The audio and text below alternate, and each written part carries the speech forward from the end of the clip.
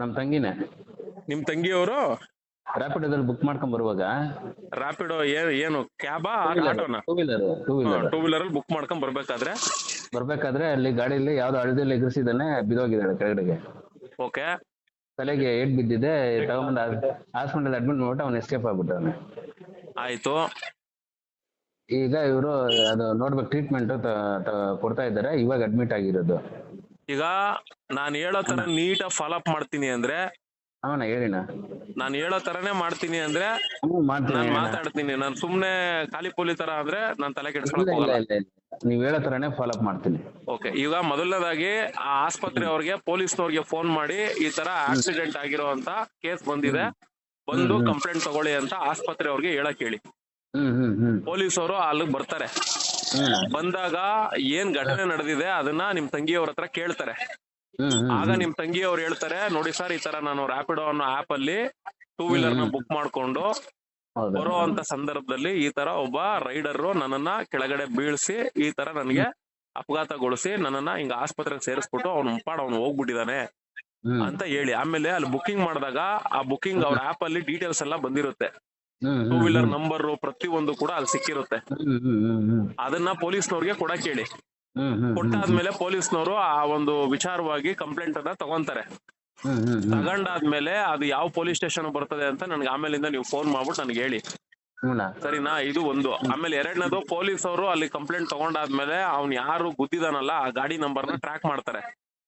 Track ಮಾಡಿ ಅದ್ರ related ಆಗಿರೋ ಅಂತವನ್ಗೆ ಈ ತರ ಆಕ್ಸಿಡೆಂಟ್ ಆಗಿದೆ ಅಂತ ಹೇಳಿ ಅವನ್ನ ಸ್ಟೇಷನ್ ಹತ್ರಕ್ಕೂ ಕೂಡ ಕರೆಸ್ತಾರೆ.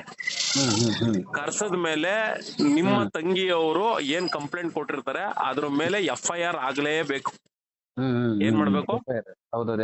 Must and should FIR ಆಗ್ಲೇಬೇಕು. FIR ಮಾಡಿಸಿ ಇವಾಗ ಕೊಡ್ಸಣ ಅವ್ರಿಗೆ ಆಟ ಏನು ಅಂತ. ಈ two wheeler, white board two wheeler ಇಟ್ಕೊಂಡು ಡ್ಯೂಟಿ ಮಾಡ್ತಾರಲ್ಲ, ಇವ್ರು ಇವಾಗ ದೊಂಬರಾಟ ಶುರು ಮಾಡ್ಸಣ. ಯಾಕಂದ್ರೆ ಯಾರೋ ಹೊರಗಡೆ ಇರೋರಾದ್ರೆ ನಾನ್ ತಲೆ ಕೆಡ್ಸ್ಕೊಳಲ್ಲ.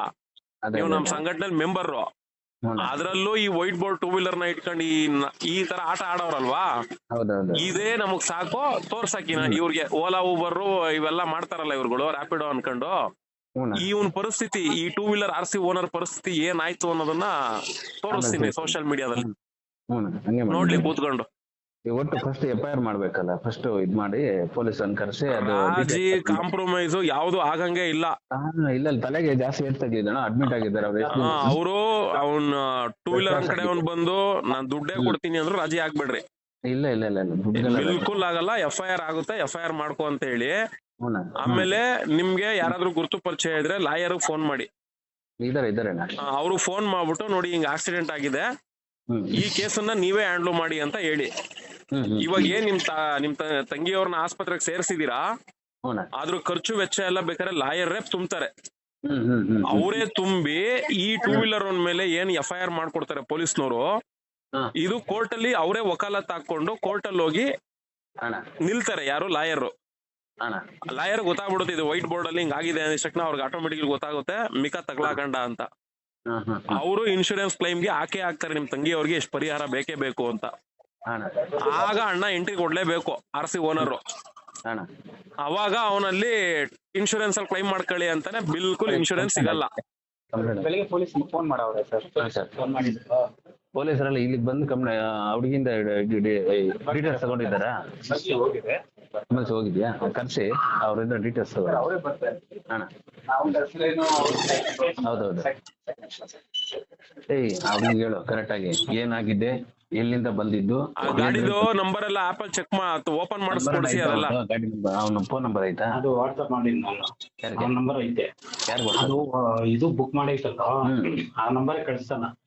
ಯಾರು? ರ್ಯಾಪಿಡ್ ಅದು ಅಲ್ಲ, ಇಲ್ಲಿ ಹೇಳ್ತೀನಿ ಕೇಳ್ರಿ ಮುನ್ಕೃಷ್ಣ ಅವ್ರೆ, ಅವ್ನ್ ಡ್ರೈವರ್ ನಂಬರ್ ಇರ್ಲಿ, ನಮಗ್ ಮೇನ್ ಬೇಕಾಗಿರೋದ್ ಗಾಡಿ ನಂಬರ್. ಅವ್ರ ಆಪಲ್ ಬರ್ತದ ನೋಡ್ರಿ ಗಾಡಿ ನಂಬರ್, ಅದು ತುಂಬಾ ಇಂಪಾರ್ಟೆಂಟ್. ಸರಿನಾ? ಅವಾಗ ಅವ್ರ ಲಾಯರ್ ಹೇಳಿ ಇದು ವೈಟ್ ಬೋರ್ಡ್ ಕೇಸು ಅಂತ ಬರೀಲಿ. ಒಂದ್ 70 ಲಕ್ಷ 80 ಲಕ್ಷ ಪರಿಹಾರಕ್ಕೆ ಬರೀಲಿ. ಅಣ್ಣಂಗ್ ಗೊತ್ತಾಯ್ತದ ಅವಾಗ ಏನು ಅಂತ. ಬಿಲ್ಕುಲ್ FIR ಆಗ್ಲೇಬೇಕು. ಕಾಂಪ್ರಮೈಸ್ ಮಾಡಿಸ್ತಾರೆ. ಯಾಕೆ ಅಂದ್ರೆ ಅಲ್ಲಿ ಅವರೆಲ್ಲ ನಿಂತ್ಕೊಂತಾರೆ. A53 HL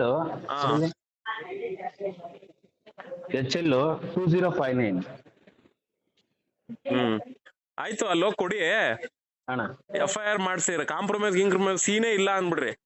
ಸರಿ ಸರಿ. ಕಾಂಪ್ರಮೈಸ್ ಮಾಡ್ರೆ ನಾನು ಮಧ್ಯಕ್ಷ ಕರೆಸ್ತೀನಿ ಸರ್ ಅಂದ್ರೆ ಹೇಳ್ತೀನಿ. ಸರಿನಾ, ಆಯ್ತು. ಓಕೆ, ಹೇಳ್ರಿ ಮುನ್ಕೃಷ್ಣ ಅವ್ರೆ.